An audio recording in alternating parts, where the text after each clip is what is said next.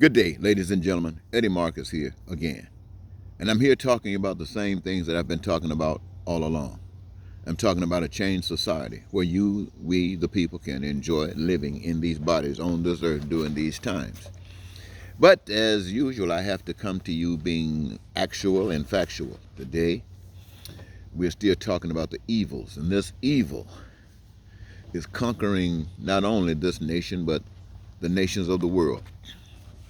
But the 2020 election, it proved that evil is all over America, from the presidency to the Congress to the Supreme Court, even in the media, establishing evil as its primary system.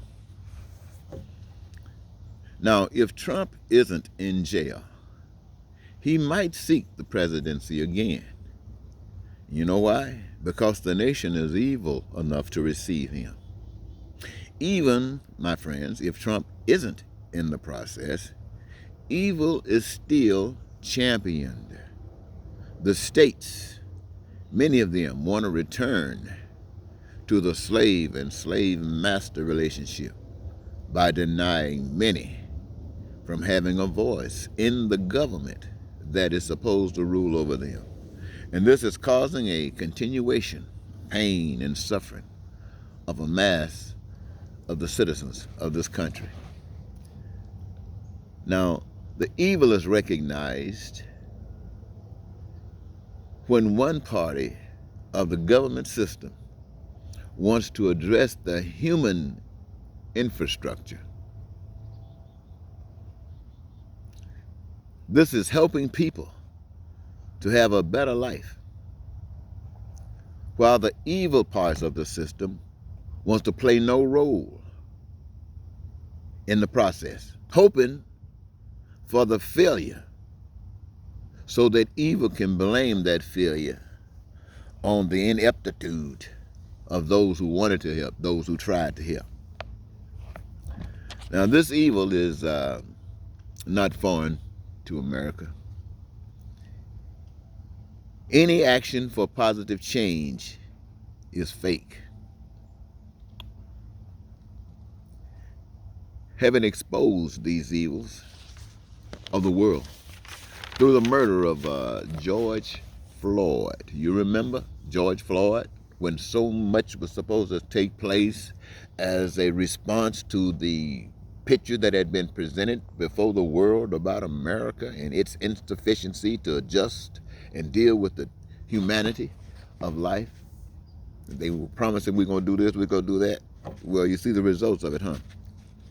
It has done nothing. And the Congress refused to do anything. It reveals that governments of the world, managed by people of every ethnic persuasion, will always reflect inadequacy. It is based on superiority of some over others falsely, which means the superior ones has robbed and is robbing the masses, creating other corrupt means to exact evil on the rest of the people by establishing what you call law enforcement agencies, police, courts.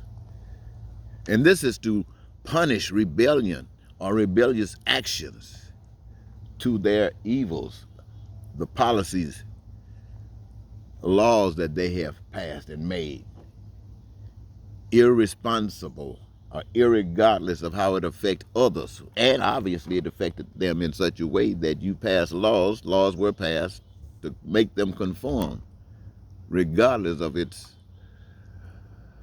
impression on them. So, nobody's getting rid of law enforcement, making any real changes to law enforcement. It is to protect the evils of the world when you get right down to the bottom line of it. This evil was most recently exemplified by the U.S. President and the Republican Congress, the Senate, and the White House, except a few, colluded with one another to distract the public by falsely accusing Democrats of stealing an election that has not even taken place, but they suspect it to lose. Now, this allows the Republicans and Trump to perfect a steal while all eyes are on the Democrats. However, they have not been able to hide the truth through their efforts to steal or deny it. You know, evil around the world continues. It continues because it has been enshrined. It has been enshrined by the use of money. In the world's chosen order, including the USA, survival depends on money. Nothing happens without money but crime, and even crime pays. Evil actions to amass money causes nations to fail and its citizens migrate, seeking asylum from other nations, asking others to help because their evil acts, their evil nations have robbed their economies. They are unable to help. So lurking with evil denies the true focus for solutions. Let me say that again. Lurking with evil denies the true focus for solutions.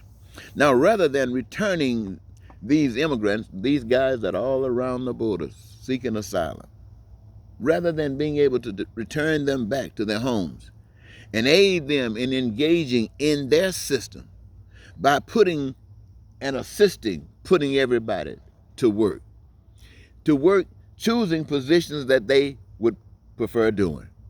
But the kind of work is building, creating whatever they are missing, whether it's food, whether it's clothing, whether it's shelter, whether it's housing, whether it's education, whether it's healthcare, whatever it is that they are missing. Everybody benefits from it. Put everybody in it that's able. That means, you know, sick people can't, little baby kids can't, but grown people can. And if you have planned this deal, they will be educated, they will be qualified. And if they aren't, then you have the resources to take care of that. They don't have to run away from home. They can take care of their own homes. This is how it is supposed to be done. Allow them to create for themselves that which protects them. Now, and they can do this without the usage of money. They can do it without the usage of money. See, the money, without that usage of money, it requires you to be honest. It requires you to be compassionate people, aware of the truth, bold enough not to be a coward. Now, with all this truth, why are people resisting the change that answers their prayers? Why are they resisting the truth that answers their prayers? They are resisting because they do not know better. The sun is really something else, but I'm out here for you. What am I saying?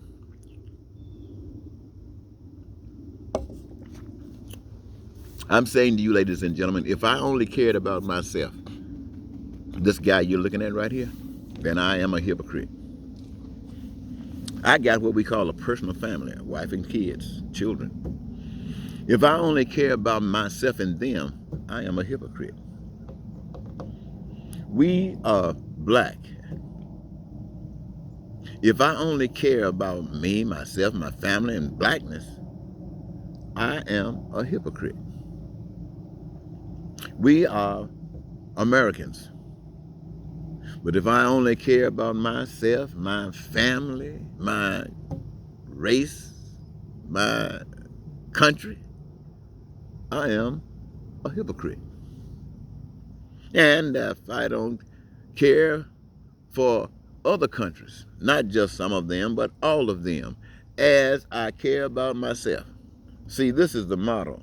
How you care about yourself is how you're supposed to care about your family, where you're supposed to care about your race, where you're supposed to care about your nationality, and where you're supposed to care about the human race, just as you care about yourself. Now, ladies and gentlemen, that's a divine statement. There's not a devil on the earth that can argue that. But then, why doesn't that exist? If that exists, what we have before us, ladies and gentlemen, in this earth that I'm sitting on right now, and you might see some of the trees, but I'm looking at trees all around me. I'm looking at grass. I'm looking at the sky. I'm looking at the sun. I'm looking at the manifestation of God all around me. So I know God can take care of business. The plan has already been laid.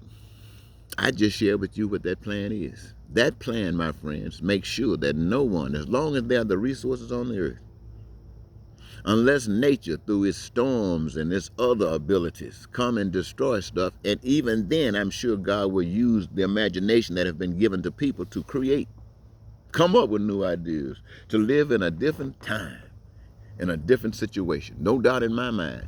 But as it stands today, the Father, the Creator, has provided for every human being. And listen to me, ladies and gentlemen, everybody on the face of it, I want you to know the power that got you here in existence has provided for you that you might live on earth as though you in heaven. That means your needs, your wants, and your desires met.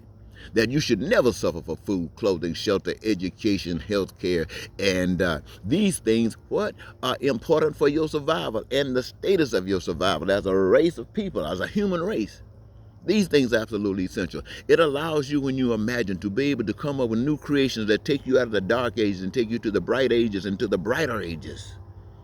And all of the resources that you need might be in the earth, on the earth, above the earth, some seen and unseen, and everything that mankind could possibly need is distributed throughout the human race. Each of them having a potion, and that potion that they have been given, having the opportunity to utilize that, give them their greatest joy. There is no greater joy than knowing who you are, why you are, and doing what you came to do, and people loving it. And as they loving it, you just doing that, and all of the benefits that anybody on the face of the earth can receive are available to you if you so desire. And it didn't cost you a penny. All it cost you was to give it in to God and stop putting it in on you. Stop putting it on your race. Stop putting it on your nation. No, you put that responsibility on God. And how do you prove it? How do you extend it? How you stretch it out to God? Is by making sure that what is good for you is good for the gander. What's good for you is good for everybody. They don't have to want it. They don't have to need it. But if they do, it's there for them in abundance. So, the simple way that God planned for this to happen is everybody that benefit from it engage in the process. The resources are free. Everybody's hand goes into it, creates all that's out there. Everybody can grab from it what they need and want, when they need it, want, and desire. Plain and simple as day. But no, we don't want to accept that. We want to believe that somebody's superior, that men are superior to women, that white men are superior to black, that Americans are superior to all other races, that Christianity is the superior religion.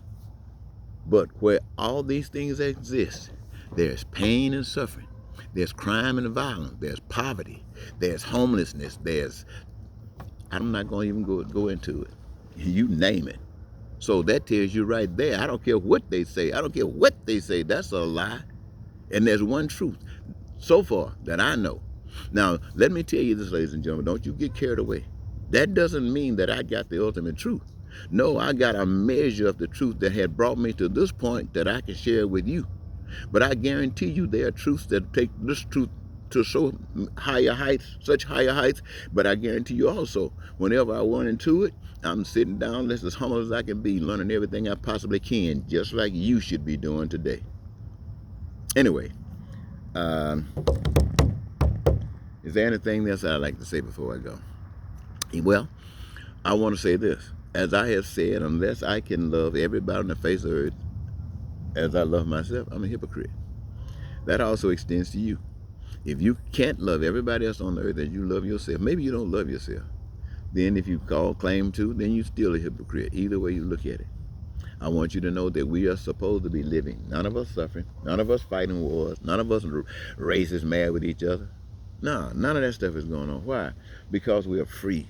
We finally accepted the truth. Accept the truth, ladies and gentlemen. Now, before I go, I want you to know that over the past 30 years, I have reached out to state legislatures. I've reached out to mayors and aldermen. I've reached out to the federal Congress at various times and presidents. I've reached out and I've shared this message that I've just shared with you with them, and I've asked for their support. But I must tell you, ladies and gentlemen, I have never gotten a response from any of them in regards to it. I've also reached out to the various church organizations throughout this country at local levels and national levels, and I have not gotten a positive response from any of them. A few years back, well, maybe quite a few years back now, I even contacted the United Nations, and they wanted to offer me some position working with Peace Corps, some stuff like that. Hey, and I'm right now thinking about, I don't know if it's going to do any good, trying to contact the United Nations. Because I heard a guy who was, I don't recall his name right now, I guess he's in charge, he's the head guy at the United Nations, making a presentation about this virus, and people who are receiving treatment and the vaccine, and others that don't even have it available to them, and how inhumane this appears to be. Well, I want the United Nations to understand how inhumane that pain and suffering is all across the globe, especially when people can have so much of what we consider as important money that they can make spaceships and just go up, up, up. No particular place, just up, up, up, and around, they say. I don't know if they go around Earth or not, but they say they go up, up,